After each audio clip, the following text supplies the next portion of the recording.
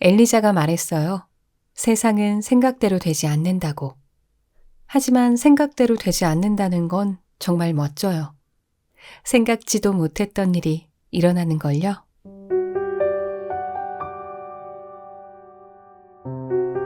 안녕하세요. 책 낭독해 드리는 바림입니다. 앞서 소개해 드린 문구는 빨강머리 앤에서 나오는 말인데요. 이 책에도 이 문구가 있었는데 인상 깊은 구절이어서 소개해 드리고 싶었어요.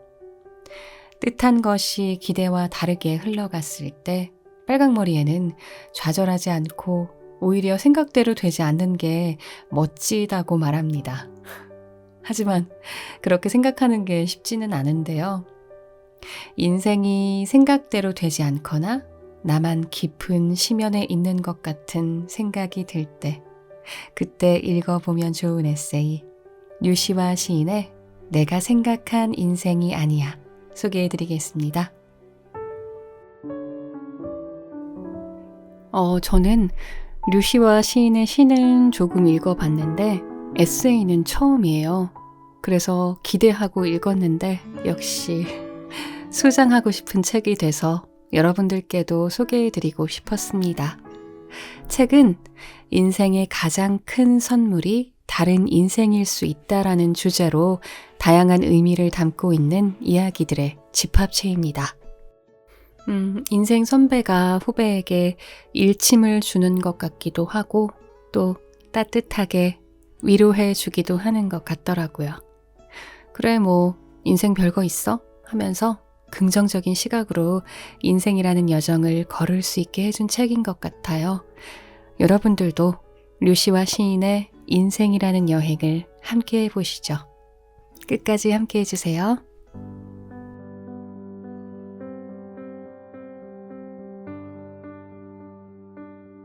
가지에서 미소 짓지 않는 꽃은 시든 꽃. 지난해 봄 라다크 여행에 동행한 이가 누브라 밸리의 투르툭 마을로 가는 버스 안에서 말했다.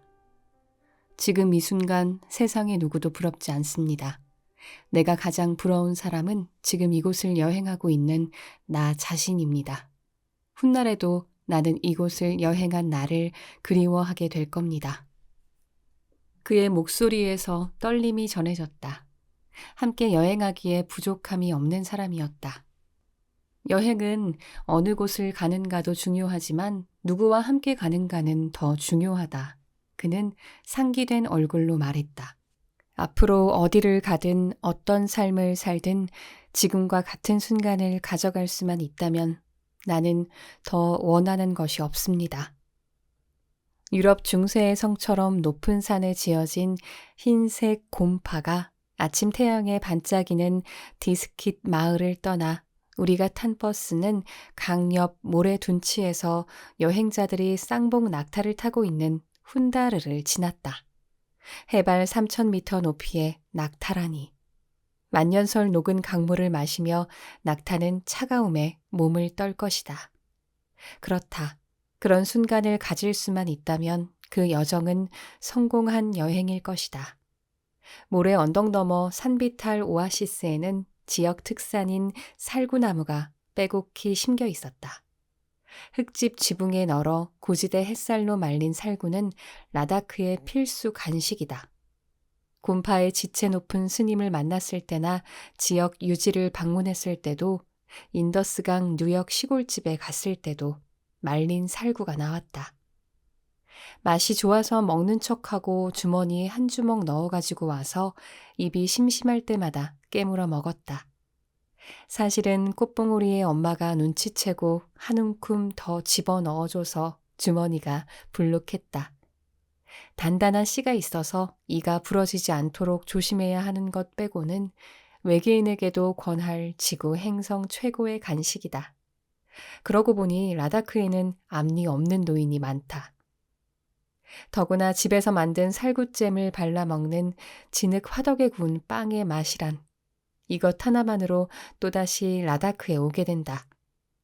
앞좌석에 앉은 현지 여인에게서 말린 살구를 몇 개 얻어 앞니 조심하라며 건넸을 때 그 동행이 갑자기 나에게 물었다.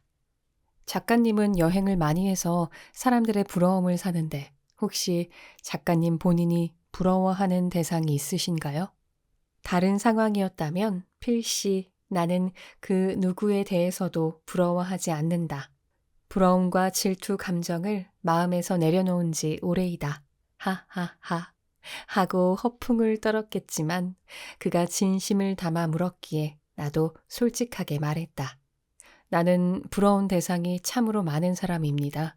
무엇보다 세상의 영적 구루들을 다양하게 만난 사람을 나는 부러워합니다.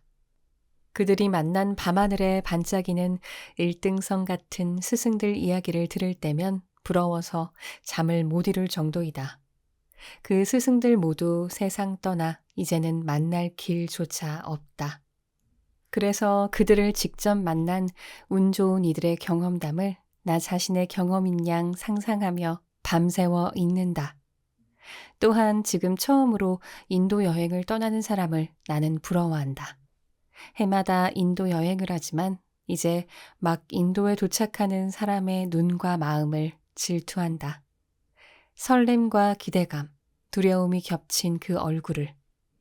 나는 언제든 그 마음으로 되돌아가고 싶다.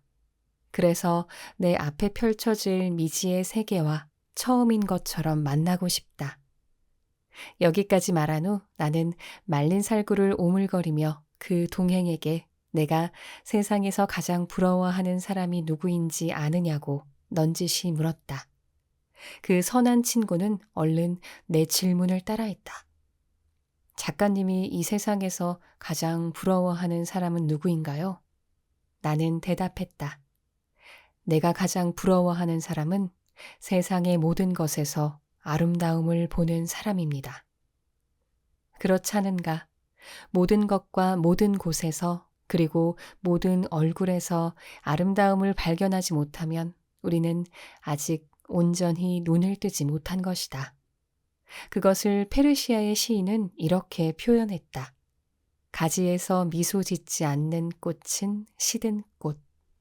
우리는 무엇인가를 추구하는 사람이면서 동시에 그 추구의 대상이다. 우리는 거울에 비친 얼굴이면서 거울 그 자체이다. 세상의 아름다움을 발견할 때마다 자신의 아름다움도 동시에 발견한다. 오래된 사원 벽에 적혀 있는 문장처럼 세상의 아름다운 것을 목격하는 순간 사람은 노예가 되기를 멈춘다.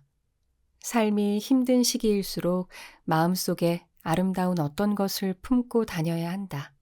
그 아름다움이 우리를 구원한다. 우리는 상처받은 자에서 치유자로 여행에 나가는 사람들이다. 상처를 어떻게 치유하는가가 여행의 방향을 결정한다. 예술가에게 상처를 입혀보라는 말이 있다. 그러면 당신은 당신이 가한 상처가 걸작품으로 탄생하는 것을 보게 될 것이다. 우리를 짓누르는 것은 짐의 무게가 아니라 우리가 그것을 짊어지고 다니는 방식이다. 부서진 크레용도 여전히 색을 가지고 있다. 그 부서진 크레용으로도 그림을 그릴 수 있다. 세상은 우리에게 힘을 요구하고 우리는 힘을 낸다. 그러면 세상은 더 많은 힘을 요구하고 우리는 더 힘을 낸다. 우리 안에 있는지도 몰랐던 힘을.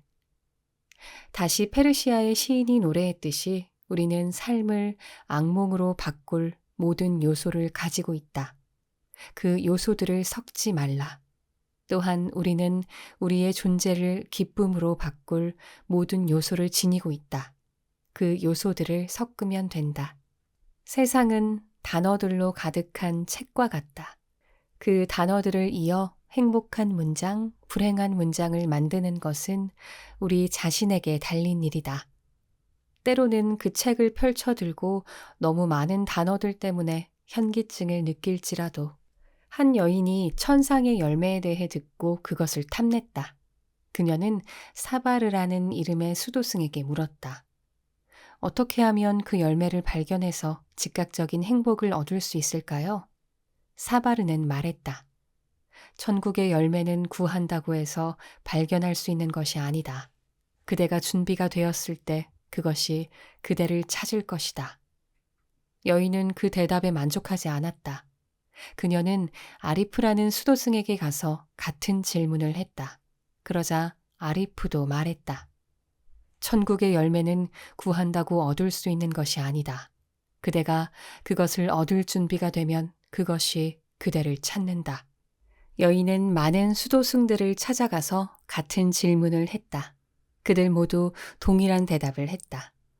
마침내 그녀는 하킴이라는 탁발승을 만났는데 하킴 역시 그녀에게 말했다. 천국의 열매는 구한다고 발견할 수 있는 것이 아니다. 그대가 준비가 되었을 때 그것이 그대를 발견할 것이다. 여인이 실망하고 떠나려는 찰나 하킴이 덧붙였다. 하지만 그대가 할 수 있는 일이 한 가지 있다. 그대 스스로 그것에 대한 준비를 할 수 있다. 여인이 기뻐하며 물었다.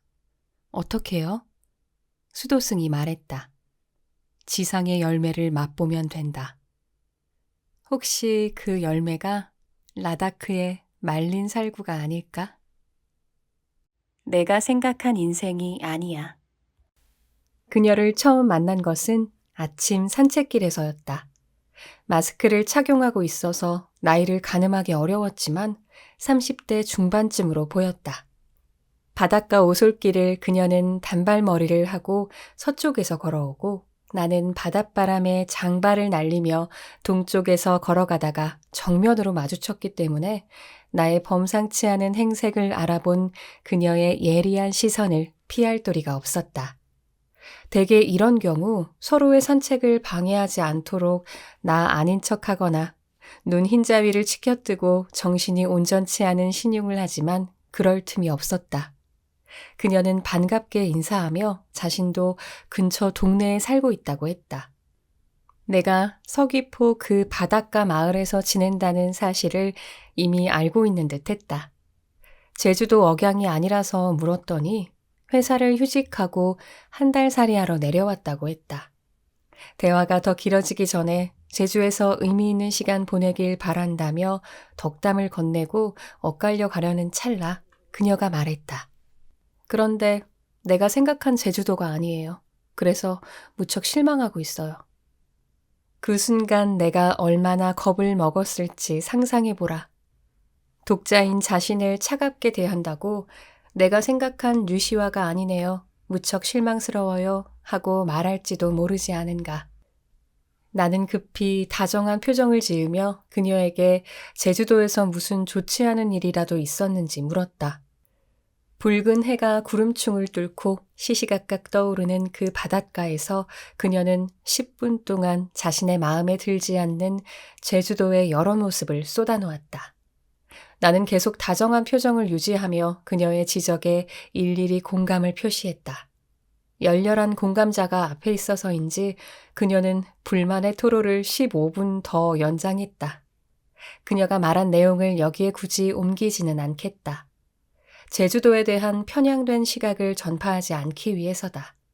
그러다가 갑자기 그녀가 나를 바라보며 말하는 것이었다. 그런데 내가 생각한 류시화 시인이 아니시네요. 내가 놀라서 시선 처리가 헷갈리자 그녀는 말했다. 생각했던 것보다 무척 다정하세요. 글 쓰는 사람은 좀 이지적으로 차가울 줄 알았거든요. 예리한 지적인지 칭찬인지 모를 그 말에 아, 예, 제가 좀 다정하게 이지적이긴 하죠. 라고 얼버무리는 수밖에 없었다. 그녀가 나의 예상 밖 모습을 더 발견하기 전에 내가 정색하며 물었다.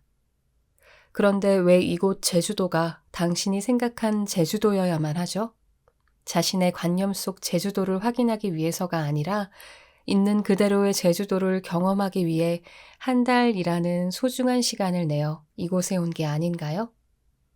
흠칫 놀라는 표정이 마스크 뒤에서도 역력했다. 무척 당황해서 현기증을 느끼고 바다 쪽으로 쓰러졌다. 라고 할 정도는 다행히 아니었다. 나는 더욱 이지적으로 말했다. 당신이 생각한 것보다 풍경이 너무 평화로운가요? 아니면 견디기 힘들 만큼 변화무쌍한가요? 귤이 너무 시큼한가요? 달콤한가요? 사려니 숲길이 사람이 너무 많은가요? 아니면 반복되는 고독이 싫은가요? 만약 당신이 상상한 것에 완벽하게 들어맞는 제주도라면 며칠 못 가서 지루하지 않을까요? 당신의 생각과 기준의 범위를 넘어서기 때문에 더 역동적인 섬이 아닐까요? 축제일처럼 날마다 변하는 날씨도, 청각을 사로잡지만 눈에 보이지 않는 새들도, 오름들 위로 손을 뻗으면 만져지는 물기 묻은 구름도, 싸우려 드는 말투인 양 들리지만 투박한 사투리일 뿐 속내는 더없이 인간적인 사람들도 그녀는 예상하지 못했을 것이다. 그리고 독자의 기분이 상하지 않도록 목소리의 다정함을 끝까지 잃지 않는 시인과 바닷가에서 얘기를 나누리라고는. 그녀만의 문제가 아니다. 내가 처음 인도에 갔을 때 경험한 갈등도 그것이었다. 모든 면에서 내가 상상한 인도가 아니었다. 영적 깨달음을 얻은 사람들이 거리에 넘쳐났는가? 아니다. 거린과 가짜 수행승이 더 많았다. 겐지스강은 순결하고 성스러웠는가? 아니다. 시체가 종종 떠다녔다. 거리에는 꽃들이 향기를 퍼뜨렸는가? 아니다. 각종 똥이 더 많았다. 조화롭고 지혜로운 이상 세계였는가? 아니다. 인간 존재의 부조리함과 혼돈에 머리가 어지러운 세계였다. 눈이 커질 만큼 매혹적인 인도 여성들이 많았는가? 아니다. 내가 상상한 것보다 훨씬 더 많았다. 그렇다. 내가 기대한 인도가 전혀 아니었다. 나보다 10배는 긴 머리를 한 탁발승도 기차 안에 난데없이 나타나 낡은 북을 두드리며 너는 여인숙에 묵은 손님이라네. 네가 묵고 있는 방은 다른 손님이 묵고 있었다네. 그 사람이 떠나고 이제 네가 도착했네. 너도 머지않아 떠날 것이라네. 하고 노래하는 노인도 내 상상 밖이었다. 그래서 그 낯설고 특별한 세계에 정신이 압도당하고 나의 단단한 에고의 층을 생생한 경험들로 부수었으며 예상하지 못한 숱한 사건으로 나의 여정을 다채롭게 색칠해 나갈 수 있었다. 나는 나의 관념으로 그 세계에 도전하기 위해 여행을 떠난 것이 아니라 나의 작은 자아를 부수기 위해 간 것이었다. 세상의 모든 여행자가 그렇듯이 내 생각과 선입견을 비우고 안으로 깊어지고 밖으로 더 넓어지기 위해. 히말라야에 갔을 때도 내가 상상한 성자들의 거처가 아니었다. 라다크의 오지 투르툭 마을로 하늘 가득 쏟아지는 별을 보러 갔을 때는 비구름에 가려 내가 꿈꾸었던 밤하늘이 아니었다. 세계에서 가장 높은 도로 카르둥라를 아슬아슬하게 넘어올 때는 5월인데도 폭설이 내려 앞좌석에 앉은 라다크 여인이 타라 여신에게 드리는 간절한 기도문이 통하지 않았다면 버스가 천길 낭떠러지로 굴러 떨어질 뻔했다. 그 기도문을 즉석에서 배워 내가 더 크게 외웠다. 동서양의 명상센터와 아슈람을 방문했지만 내 기대와 상상이 일치하는 곳은 단 한 군데도 없었다. 그렇다면 나는 왜 히말라야 여행을 20번 넘게 떠났는가? 무엇을 위해 라다크에는 고산병 앓으면서 여름마다 가고 무슨 축복을 위해 혼돈의 바라나시에서 살다시피 했는가? 내 상상을 뛰어넘는 세계여서 좋았다. 투르투게 다시 갔을 때는 높은 돌산 위에서 별들이 우르르 쏟아졌다. 내가 가장 많이 듣는 이야기가 무엇인 줄 아는가? 자신이 상상한 인도가, 자신이 기대한 명상센터가 아니라는 것이다. 그리고 나를 만나보니 자신의 생각 속 시인이 아니라는 것이다. 그럴 때 나는 내가 자유 영혼임을 느낀다. 타인의 예측에서 벗어나지 못하는 존재라면 생생하게 살아있다고 할 수 있는가? 내가 당신을 만났을 때 당신이 상상 밖의 인물이면 더 좋겠다. 불행과 행복의 내력이든 상실과 성취의 경험이든 뜻밖의 이야기를 당신이 가지고 오기를 바란다. 우리는 두려움에 맞서 불가능한 사랑에 빠지고 준비하지 않았던 일을 경험하기 위해 이 행성을 여행 중이니까. 가슴에 믿음을 품고 별에 닿기 위해. 당신과 마찬가지로 이 인생은 내가 생각한 인생이 아니다. 내가 생각한 세상이 절대 아니며 내가 상상한 사랑이 아니다. 신도 내가 생각한 신이 아니다. 지구별은 단순히 나의 기대와 거리가 먼 정도가 아니라 좌표 계산이 어긋나 엉뚱한 행성에 불시착한 기분이 들 정도이다. 얼마나 다행한 일인가. 모든 일들이 나의 제한된 상상을 벗어나 훨씬 큰 그림 속에서 펼쳐지고 있으니. 산책길에서 만난 그녀도 마스크를 벗자 내가 상상한 얼굴이 아니었다. 훨씬 젊고 생기 넘치는 모습이었다. 목에 건 티베트 목걸이도 멋있었다. 그리고 왜 당신이 생각한 제주도여야만 하는가? 왜 당신이 계획한 인생이어야만 하는가? 라는 말의 의미를 금방 알아듣고 고개 끄덕일 줄 아는 영민한 사람이었다. 한 달이 훌쩍 지나 동네 단팥빵 가게에서 그녀와 다시 마주쳤는데 3달로 제주살이를 연장했다며 나의 격렬한 만류에도 불구하고 내 빵값까지 내주었다. 역시 내가 생각한 것보다 좋은 독자였다. 그때쯤은 그녀가 상상했던 것보다 더 좋은 제주가 되어 있는 듯 했다. 자신이 좋아하는 다정하게 이지적인 시인까지 한 동네에 살고 있으니까. 삶에서 불행한 일을 겪은 후 그 불행 감정을 오랫동안 껴안고 있는 사람들의 결론을 압축하면 이번 생은 틀렸어. 내가 생각한 인생이 아니야. 라는 것이다. 행복해지려면 다시 태어나는 수밖에 없어. 라고 그들은 말한다. 그 감정은 확증 편향으로 이어진다. 자신의 믿음과 일치하는 정보는 받아들이고 믿음과 일치하지 않는 정보는 무시한다. 또한 그 확증 편향이 진리인 양 마음을 닫아간다. 왜 우리는 자신의 삶을 살면서도 자기 삶의 심리학자가 되지 못할까? 우리는 한때 얼마나 옳았는가? 또 나중에 돌아보면 얼마나 틀린가? 삶은 발견하는 것이다. 자신이 기대한 것이 아니라 기대하지 않았던 것을. 인생이 주는 가장 큰 선물은 다른 인생이다. 그 다른 인생의 기쁨은 부스러기로 즐기는 것이 아니다. 사랑하면 세상이 말을 걸어온다. 인도의 두 신에게서 영감을 얻을 수 있다. 남인도 타밀나두주에 가면 비슈누 신의 다른 형상인 랑가나트 신을 모신 사원이 있다. 랑가나트는 거대하고 아름다운 코브라 위에 누워 있는데 인간이 앞에 오면 눈을 감는다. 그리고 동인도 오리사주에 가면 비슈누 신의 또 다른 형상인 자간나트 신을 모신 사원이 있다. 자간나트는 눈을 뜨고 있는 정도가 아니라 둥글고 거대하게 뜨고 있다. 랑가나트 신이 인간 앞에 오면 눈을 감는 것은 나는 이 사람에게서 나쁜 면을 보고 싶지 않다라는 의미이다. 그리고 자간나트 신이 인간 앞에 오면 눈을 크게 뜨는 것은 나는 이 사람의 아주 사소한 좋은 면이라도 보고 싶다라는 의미이다.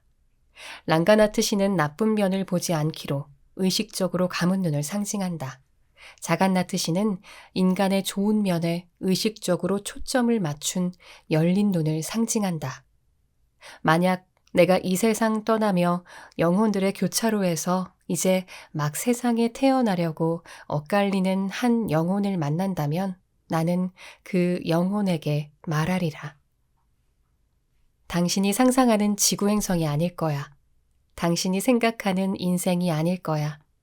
그래서 하루하루가 난해하면서도 설레고 감동적일 거야.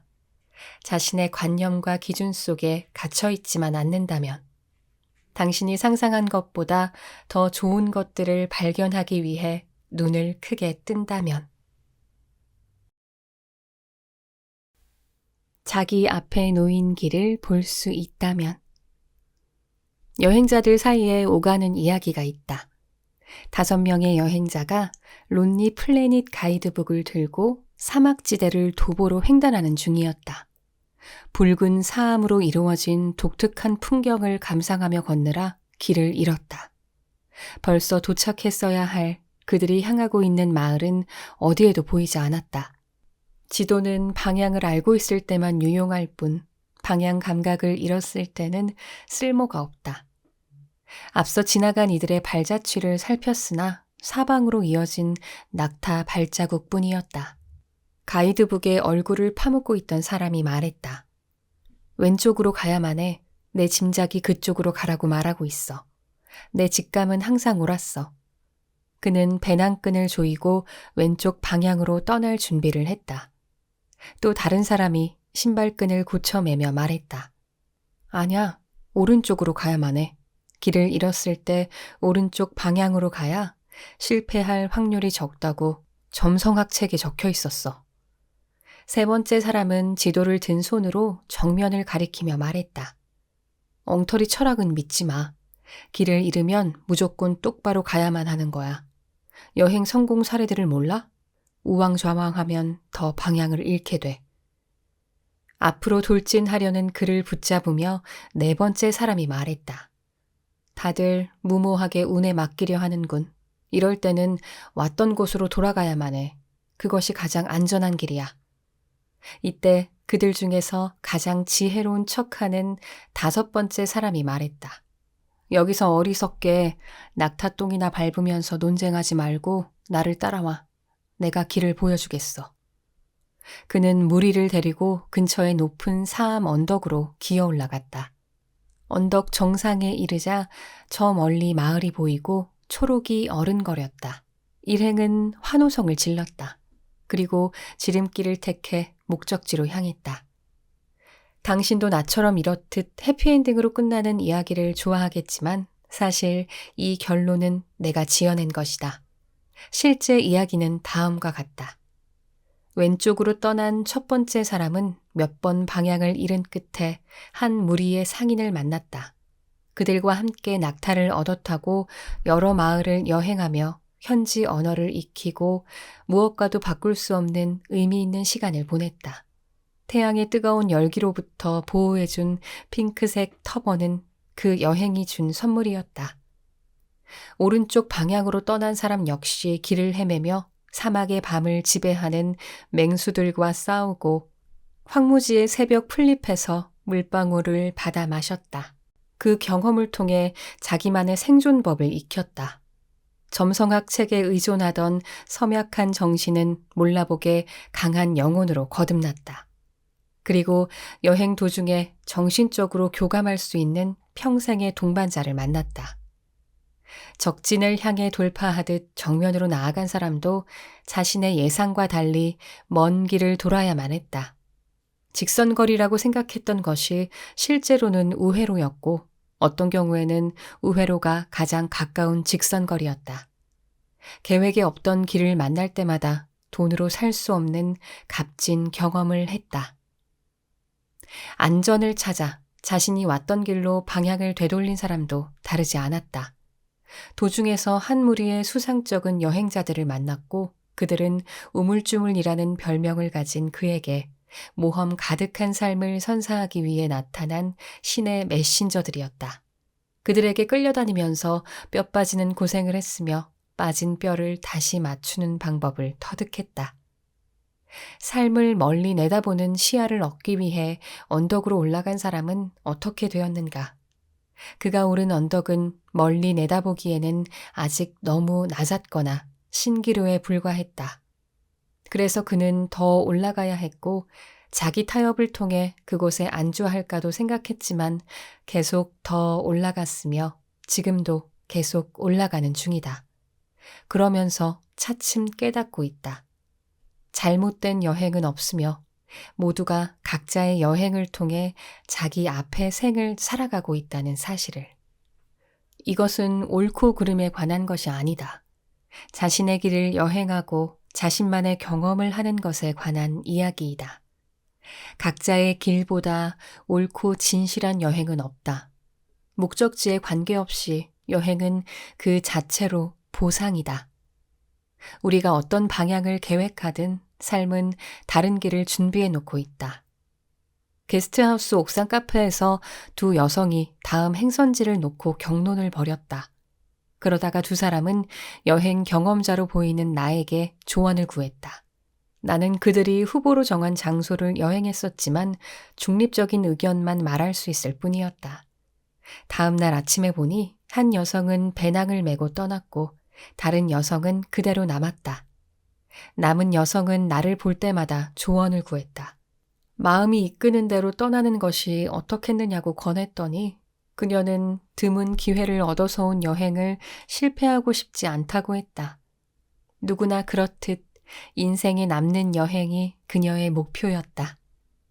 나는 새로 낼 책 원고를 마무리하느라 그 장소에 오래 머물러야만 했는데 어느 날 그녀의 친구가 돌아왔다. 떠날 때와 몰라보게 달라져 있었다. 외모와 옷차림도 그러했지만 무엇보다 그녀가 발산하는 에너지가 히말라야 산중에서 나부끼는 오색 타르초처럼 싱그럽고 자유로웠다. 그녀가 네팔에 갔을 때는 지진이 일어나 건물들뿐 아니라 자신의 삶 자체가 흔들리는 경험도 했다. 더 멀리 갈수록 더 많이 본다는 것을 그녀는 깨달았다. 아마도 세월이 더 지나면 사람들은 그녀에 대해 이 사람이 봐온 세상은 터무니없이 넓다라고 느낄 것이다. 스스로 가두지만 않으면 인간 존재는 그렇게 끝없이 확장될 수 있다. 나는 곧 그 도시를 떠났기 때문에 그 후 두 사람이 어떤 여행을 펼쳐 나갔는지 알지 못한다. 낯선 여행을 주저하던 여성도 잘못된 여행은 없다는 것을 깨닫고 배낭끈을 단단히 여미고 떠났을 것이다. 훗날 자신의 여행을 뒤돌아볼 때 망설이며 시간을 보냈기를 바라는 사람은 없다. 여행이 불완전한 자유라 불리는 이유는 여행은 실패의 연속이지만 그 길들이 우리를 만들어 나가기 때문이다. 실패를 포함하지 않는다면 여행이 아니다. 살아있는 동안 우리는 계속해서 사는 법을 배우고 여행에 나가면서 여행하는 법을 배운다. 이상한 나라에 도착하기 전에 앨리스는 토끼 굴 속으로 추락해야 한다. 생각과의 싸움으로 보내기에는 삶은 너무 짧다. 걱정은 상상력을 잘못 사용하는 것이다. 마음보다 가볍게 여행해야 한다. 마음의 무거움이 자신을 짓누르지 않도록. 사람마다 다른 문제질을 가지고 있다는 것을 깨닫지 못하고 다른 사람들을 따라하기 때문에 우리는 그 시험에 실패한다. 시인 데이비드 화이트는 말한다. 자기 앞에 놓인 길을 볼 수 있다면 그 길은 자신의 길이 아닐 가능성이 크다. 아마도 자신의 길로 여긴 타인의 길일 것이다. 자신의 길은 한 걸음씩 내디디면서 알아가야 한다. 영혼은 그 여행 자체를 좋아한다. 끝날 때까지 끝난 게 아니다. 대학 신입생 때의 일이다. 문학하는 친구와 함께 모처럼 거한 점심을 먹으러 학교 앞 경양식집에 갔다. 친구도 나처럼 난해한 책 몇 권을 늘 옆구리에 끼고 나름 지성인 폼을 잡고 다녔지만 우리 둘 다 시골 출신이어서 어리바리하긴 마찬가지였다. 생애 최초로 들어간 양식당은 우리를 주눅들게 하기에 충분했다. 무엇보다 어두컴컴한 조명 탓에 한여름 눈부신 햇빛 속에 있다가 안으로 들어가니 거의 바닥을 더듬으며 걸음을 내디뎌야 했다. 그 친구와 나는 연극부 단원이어서 어두운 무대에 익숙한데도 싸구려 선글라스를 쓴 나한테는 치명적이었다. 흰 셔츠에 나비 넥타이를 맨 웨이터의 팔꿈치를 잡고서 테이블을 찾아 느긋한 자세로 앉은 우리는 붉은색 조명 아래 희미한 메뉴판에서 뭐가 뭔지 모르지만 신중하게 오므라이스를 골랐다. 거듭 말하지만 우리 둘 다 시골 출신이었고 오므라이스라는 이름부터 생소했다. 하지만 지성인답게 보들레르와 랭보와 카미를 큰 소리로 이야기함으로써 건너편 더 어두컴컴한 구석 테이블에서 수상하게 얼굴을 포갠 남녀를 주눅들게 하기에 충분했다.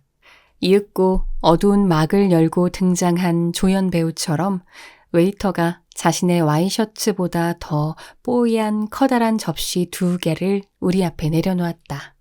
잘 아는 척하면서 흘낏 보니 희멀건한 국물 같은 것이 담겨 있었다. 잠시 머뭇거리던 우리는 테이블에 놓인 천 냅킨에 둘둘 말린 커다란 숟가락을 들어 접시에 정체 모를 내용물을 떠먹기 시작했다. 처음 먹어보는 양식이 그런 맛일 줄은 정말 상상하지 않았다. 느끼하기만 하고 아무 맛이 없었다. 게다가 양식, 양이 많은 음식이라는 이름에 걸맞지 않게 양이 너무 적었다. 하지만 뭐라 내색할 수 없어서 숟가락 소리가 나든 말든 바닥까지 긁어먹은 후 우리는 허무하게 밖으로 나오고야 말았다. 호주머니에 있는 전 재산을 털어 터무니없이 비싼 값을 지불하고서. 친구와 나에게 오래 기억에 남은 사건이다. 지금도 가끔 이름난 시인이 된 그 친구가 전화해서 말한다. 그때 우리는 에피타이저만 먹고 실망해서 나왔지 오므라이스는 구경조차 못했어. 달랑 수프 맛만 보고서 정작 우리가 먹으려 했던 메인 음식이 나오기도 전에 불평하며 연극 무대 같은 그곳을 나온 것이다. 영문을 몰라 쳐다보는 웨이터와 얼굴 포갠 남녀를 뒤로 하고서. 얼마나 허무한 일인가. 그리고 얼마나 어리석은 일인가. 혹시 이 오므라이스의 이야기가 당신의 이야기는 아닐지. 어쩌면 많은 사람들이 평생 에피타이저만 먹으면서 내가 상상한 음식이 아니야 하고 불평하는지도 모른다. 그것으로 아직 앞에 나타나지도 않은 메인 요리를 평가하며 좌절과 실망 속에 너무 일찍 포기하는지도. 그래서 자신이 삶에게 기대하는 것뿐 아니라 삶이 자신에게 기대하는 것까지 부정하면서 희망과 화해하기를 거부하는지도. 자신을 위해 신이 준비한 멋진 메인 요리가 있는데도 불구하고. 인생 영화. 지금까지 영화 한 편을 제작했습니다. 제목은 인생입니다.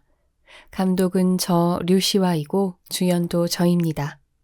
시나리오도 물론 작가인 제가 썼습니다. 조연은 그동안 제가 만난 분들입니다. 부모님과 형제자매, 학교 교사와 친구들, 만났다가 헤어진 여성들, 함께 일했거나 여행지에서 만난 사람들, 내가 좋아하고 싫어한 이들 모두 이 영화에 출연해 주셨습니다. 내 영화에서의 주연일 뿐 그들 자신의 영화에서는 주연. 영화의 총감독은 당연히 신이며 캐스팅도 저의 담당인 것처럼 보이나 그분에게 전권이 있습니다. 영화의 줄거리를 압축하면 주인공의 계획대로 삶이 진행되지 않는다는 내용입니다. 그 대신 주인공이 무의식적으로 끌어당긴 일들, 의도에 없던 사건들, 우연을 가장한 만남들이 영화 곳곳에서 흥미롭게 펼쳐집니다. 주인공이 자신이 주인공이라는 사실을 자주 잊어버리는 것도 이 영화의 흥미 요소입니다. 그래서 종종 엑스트라처럼 연기하고 방관자가 되어 행동합니다. 자신이 대본을 썼음에도 주인공은 진행되는 일들에 별로 만족해하지 않습니다. 블록버스터 영화를 계획했는데 자신이 너무 소심하다거나 내용이 지루하고 상투적이라고 실망합니다. 모든 출연 배우가 그를 존중하지는 않으며 어떤 여배우는 그의 사랑을 저버린 채 떠나고 몇몇 조연은 촬영을 펑크내기까지 합니다. 그럴 때마다 그는 배우들과 스태프들, 하다못해 무대 배경과 촬영 환경에 화를 냅니다. 좋은 영화를 만드는 데 필요한 것이 충분하지 않다고 불평합니다. 그리고 다른 사람들의 영화와 비교합니다. 주인공이 감정을 조절하지 못하고 분노를 폭발하면 갑자기 순정 영화가 공포 영화나 액션 무비가 되어버립니다. 조연들이 대본을 팽개치고 떠나기도 합니다. 등장인물들이 등을 돌리면 영화는 주인공 혼자 중얼거리고 자책하는 모노드라마가 됩니다. 하지만 그는 자신의 주인공 역을 포기할 수 없기 때문에 영화는 계속됩니다. 어떤 상황에서도 대역이 불가능한 것이 이 영화의 특징입니다. 영화 속에서 주인공의 영적 스승 역할을 맡은 인물이 주인공에게 이야기합니다.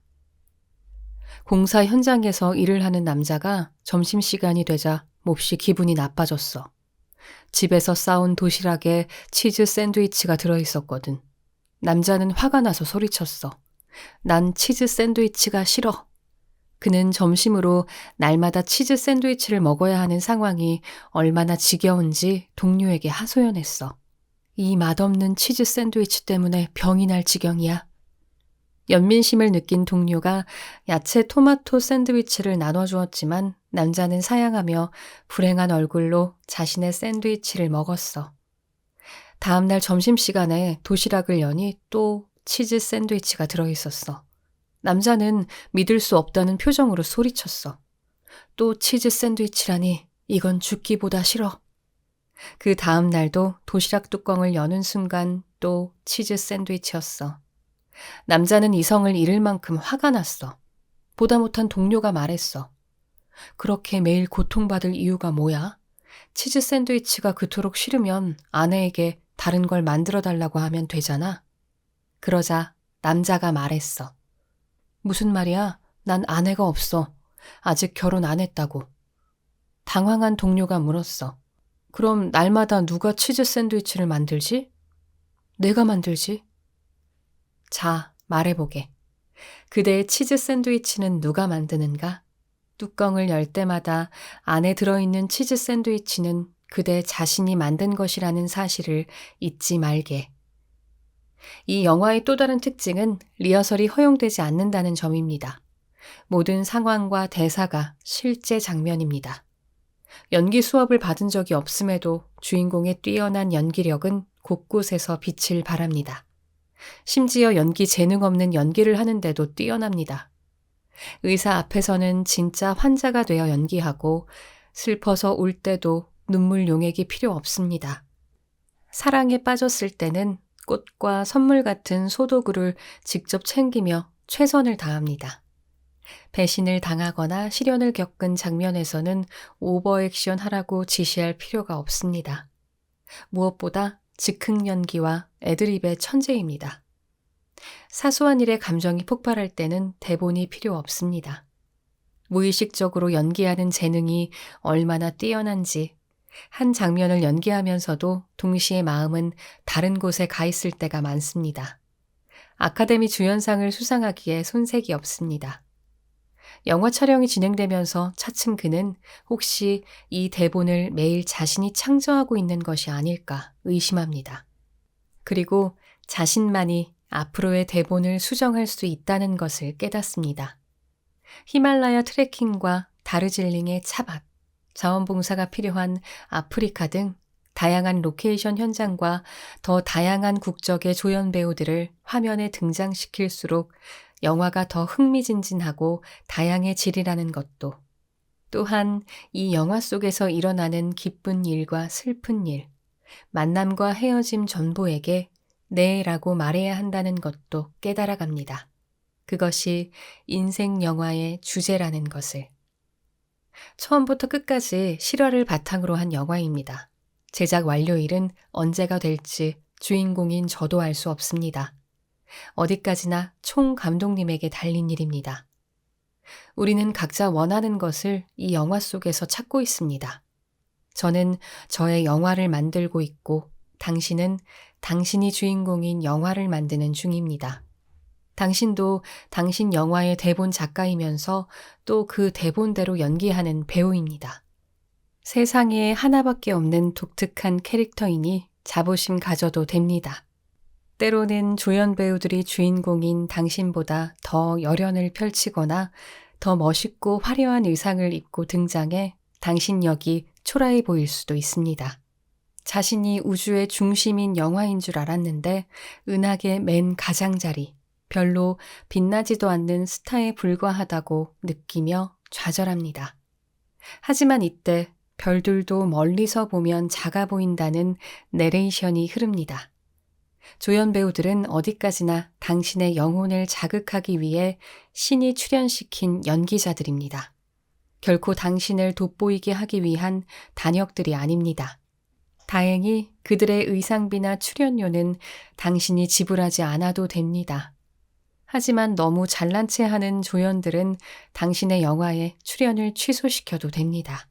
리허설도 없고 재촬영도 없는 이 영화에서 당신과 나는 감독, 주연, 조연, 엑스트라, 행인 1, 행인 2 등 싼 출연료로 1인 다역을 해내는 전문 배우들입니다. 또한 우리는 인생 영화를 만들고 있는 동시에 연기력을 높이 인정받아 업이라는 영화에도 더블 캐스팅이 되어 출연하는 중입니다. 제작은 전량 현지 로케이션으로 계속됩니다. 조금은 우울하고 마음에 안 드는 내용 속에서 아무것도 바꾸지 못한 채 살아가는 역을 지금까지 했다면 영화의 후반부에는 대반전이 기다리고 있습니다. 지금까지는 서막이고 이제부터 본격적인 감동 드라마가 펼쳐집니다. 어떤 장면을 찍고 있든 주인공의 눈동자가 반짝이면 됩니다.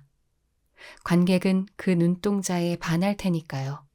나는 당신의 영화가 그저 그런 엔딩이 아니라 해피엔딩으로 끝나기를 기원하고 당신의 영화 속에 내 책 읽는 장면이 담긴다면 더 바랄 나위 없겠습니다. 저의 인생 영화의 독자로 등장해 주셔서 감사드리며 저 역시 한 번쯤은 당신 영화에 카메오로 출연하게 되기를 바랍니다. 네, 여기까지 인상 깊게 읽었던 5개의 챕터를 낭독해 드렸습니다. 삶은 발견하는 것이다. 자신이 기대한 것이 아니라 기대하지 않았던 것을 이라고 얘기하는 저자의 말처럼 여러분들의 삶도 발견하는 삶을 사시면서 인생의 기쁨을 누리시기를 바랍니다. 끝까지 함께 해주셔서 감사합니다.